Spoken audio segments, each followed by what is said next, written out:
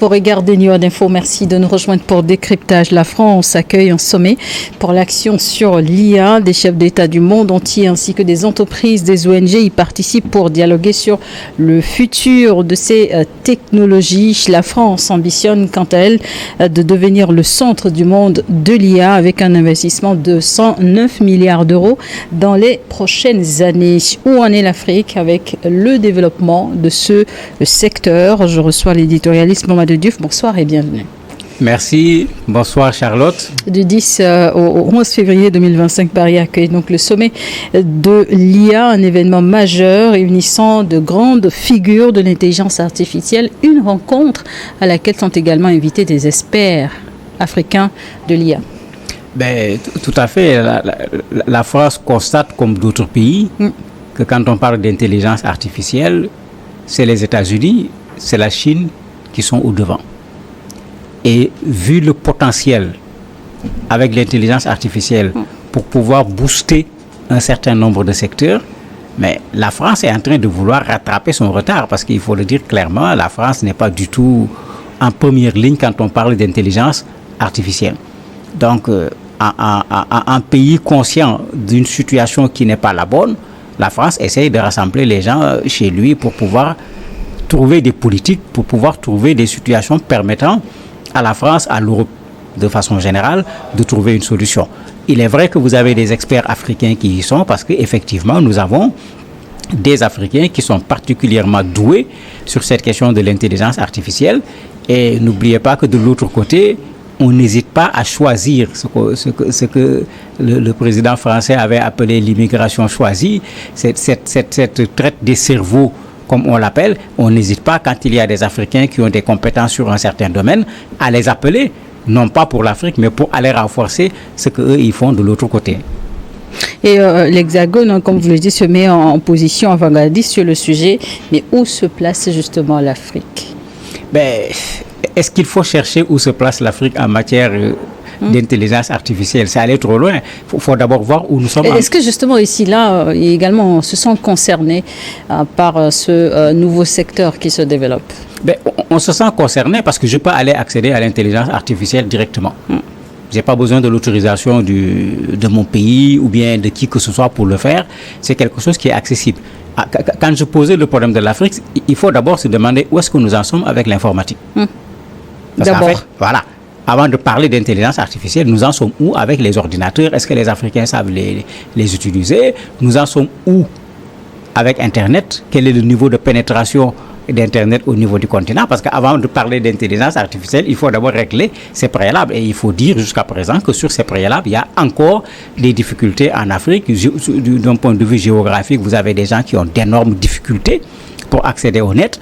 Vous avez des gens qui accèdent avec un débit qui ne permet pas du tout de faire grand-chose, alors que quand on parle d'intelligence artificielle, c'est des hypercalculateurs. Ce n'est pas les petites machines que nous avons l'habitude d'avoir.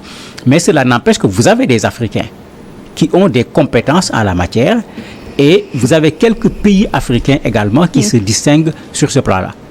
Vous avez l'Afrique du Sud, vous avez le Nigeria, vous avez le Kenya également et l'Égypte qui vraiment font des avancées en la matière.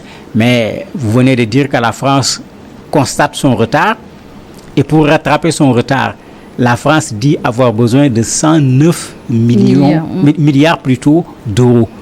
Mais si vous les traduisez en CFA, mais on n'est pas loin de 75 000 milliards. Ça fait le budget de combien d'années dans nos pays? Le budget est assez conséquent, justement. Mais est-ce que l'Afrique a aussi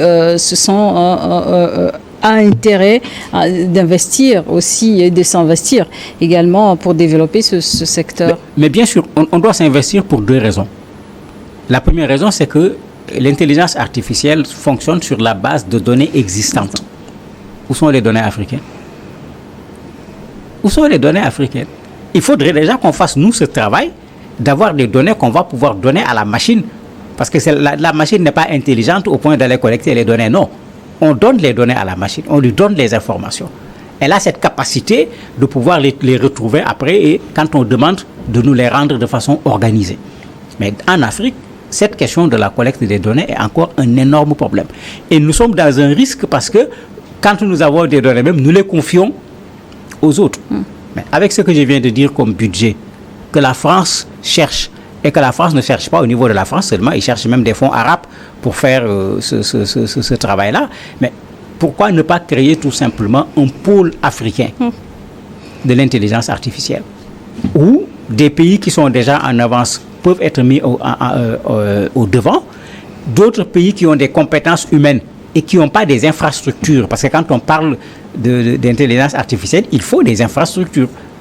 Nous n'en avons pas, mais qu'on se mette ensemble pour mettre en place ces infrastructures. Et qu'on ait un pôle intelligence artificielle au niveau de l'Afrique, qu'on l'intègre au niveau de la formation, qu'on l'intègre également au niveau des politiques publiques, parce que l'intelligence artificielle permet de faire des choses extraordinaires. Est-ce qu'on va attendre que les autres l'utilisent et qu'on soit éternellement derrière les gens pour venir ensuite emprunter ce qu'ils ont fait et être toujours derrière, mais qu'on crée nos pôles?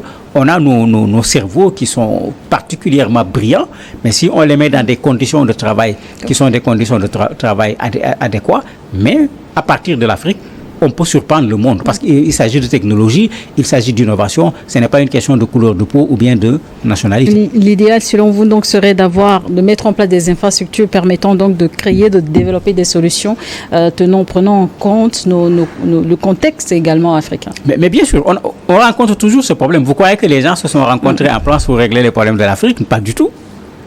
Vous croyez que les Américains ont fait leur développement avec l'intelligence artificielle pour régler les problèmes des autres? Les Chinois, non. Et regardez bien ce combat américain-chinois sur cette affaire. Parce que vous allez posséder les données du monde. C'est ça aussi. Puisqu'il n'y a pas d'intelligence artificielle sans données.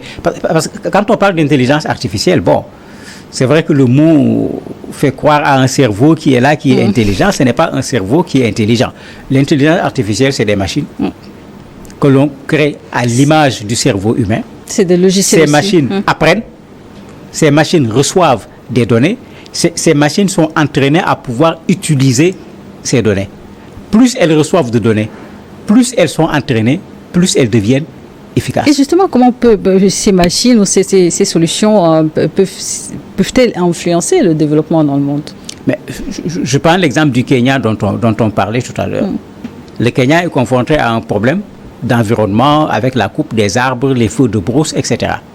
Mais vous avez des jeunes Kenyans avec une start-up qui ont développé une application avec l'intelligence artificielle qui permet, avec des capteurs qu'ils ont mis au niveau de la forêt, quand il y a les scies qui viennent pour couper les arbres, de pouvoir signaler aux gardes des eaux et forêts qu'il y a un arbre qui est en train d'être coupé dans un endroit bien précis au niveau de la forêt où il y a un début d'incendie à tel endroit. Mais s'il faut préserver l'environnement, mais voilà un élément où cela participe.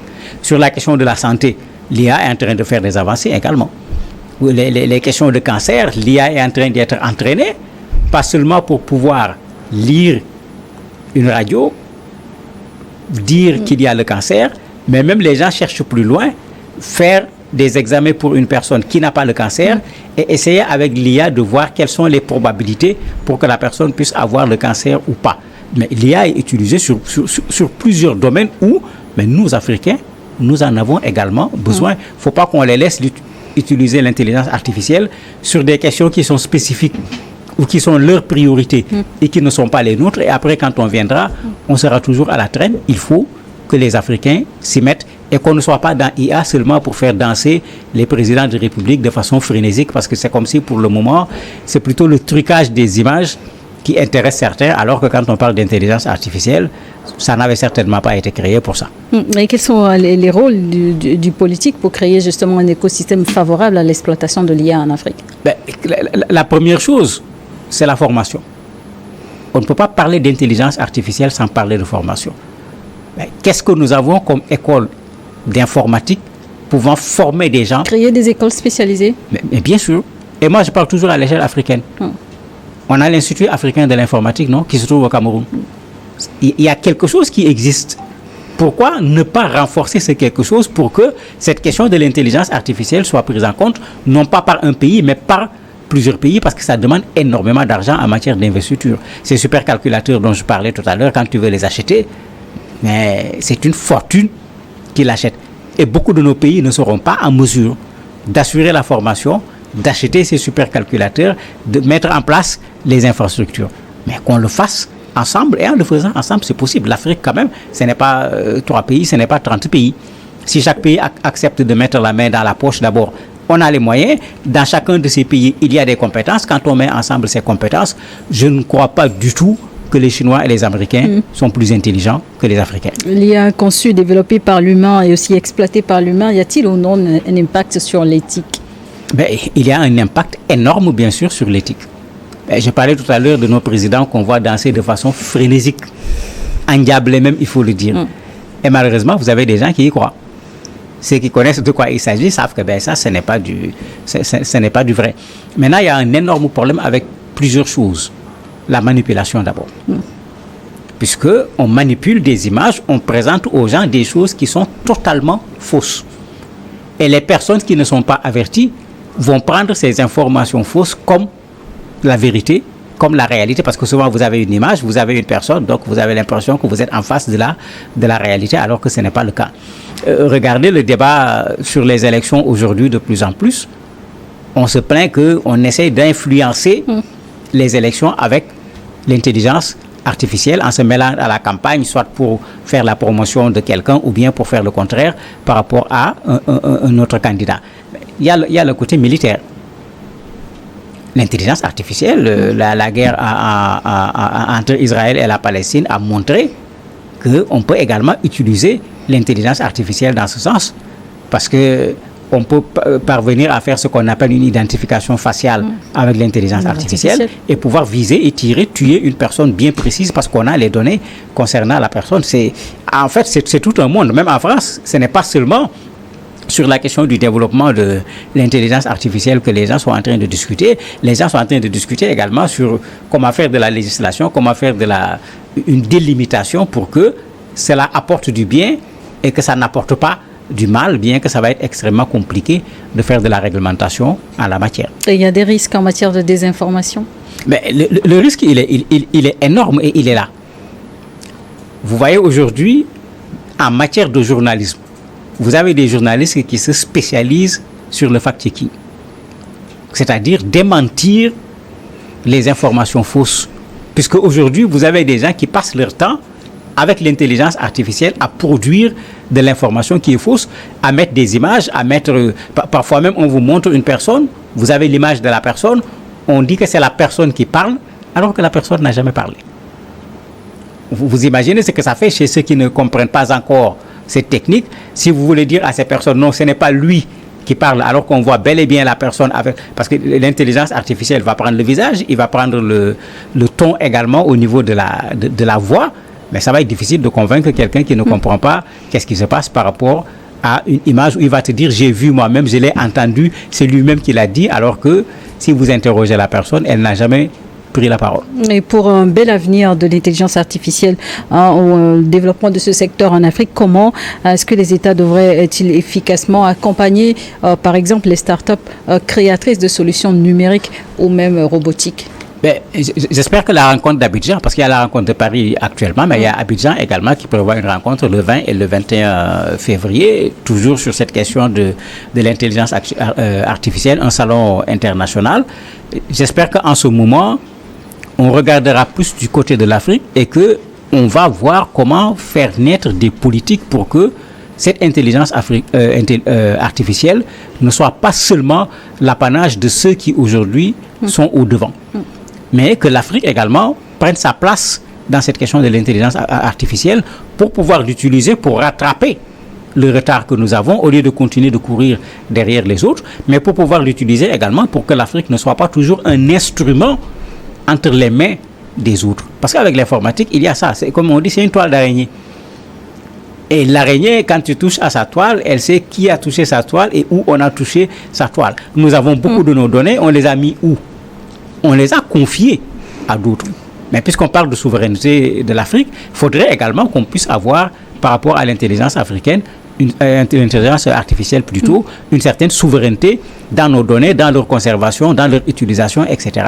Parce que sinon, on est à la merci des autres. Parce que quand ils ont toutes nos données, ils savent très bien où nous en sommes dans telle ou dans tel autre domaine. Et malgré les solutions existantes, notamment des applications développées par les Africains pour faciliter le quotidien, en Afrique, on est encore très consommateur des solutions développées ailleurs. Est-ce qu'il n'y a pas également un travail à faire pour sensibiliser autour de la consommation locale, si je veux dire? Il y a un travail, pas seulement de sensibilisation à faire, il y a une remise en cause même à faire de notre système éducatif. Pour qu'on pousse les enfants à innover. Il faut qu'on arrête de dire aux enfants, aux élèves, comme aux étudiants, rends-moi ma leçon telle que je te l'ai enseignée, point. Mais tant qu'on sera dans ça, apprendre le cours d'un enseignant, réciter le cours d'un enseignant, mais on ne sera jamais dans la création, on ne sera jamais dans l'innovation. Donc même dans la façon d'enseigner, il y a des choses qu'il faut remettre en cause pour qu'on pousse les gens. Parce que la création, on ne dit pas aux gens, venez, asseyez-vous, créez, non. On crée des conditions favorables, poussant les gens qui sont intéressés à aller faire de la recherche, à aller vers la création. Et les startups, par exemple, il faut pouvoir les encourager, leur accorder des facilités pour que ces gens-là travaillent sur des questions spécifiques de l'Afrique. Parce que si on ne le fait pas, ils vont regarder de l'autre côté, parce que ceux qui financent le plus aujourd'hui, ce sont les Américains. La France est en train d'organiser son sommet, mais vous avez des têtes françaises qui partent aux États-Unis parce que les Américains sont ceux qui investissent le plus dans le domaine aujourd'hui. Et c'est ce travail que la France essaye de faire actuellement en voulant garder ces gens. Mais en voulant garder ces gens, elle n'hésiterait pas à prendre les Africains, les cerveaux africains. Il faut qu'on fasse le même travail pour garder ces cerveaux africains et effectivement faire émerger cette intelligence artificielle. Mais pour cela, il faudrait que l'informatique soit enseignée dans nos écoles. Vous trouvez normal qu'un élève puisse aller en classe de terminale, il finisse avec sa classe de terminale, il n'a jamais suivi un cours en informatique? Mais parce que son école peut-être n'est pas équipée. Mais c'est pourquoi je parlais tout à l'heure d'infrastructure. Il faut que les écoles soient équipées. Et vous verrez que parmi ces élèves, même dès le lycée, quand les conditions sont réunies, on peut déjà détecter des génies là-bas et les orienter et qui vont apporter à l'Afrique des surprises, qui vont être des surprises intéressantes. Merci Mohamed Diouf, merci d'avoir accepté notre invitation. Merci à vous également de nous avoir suivis dans Décryptage.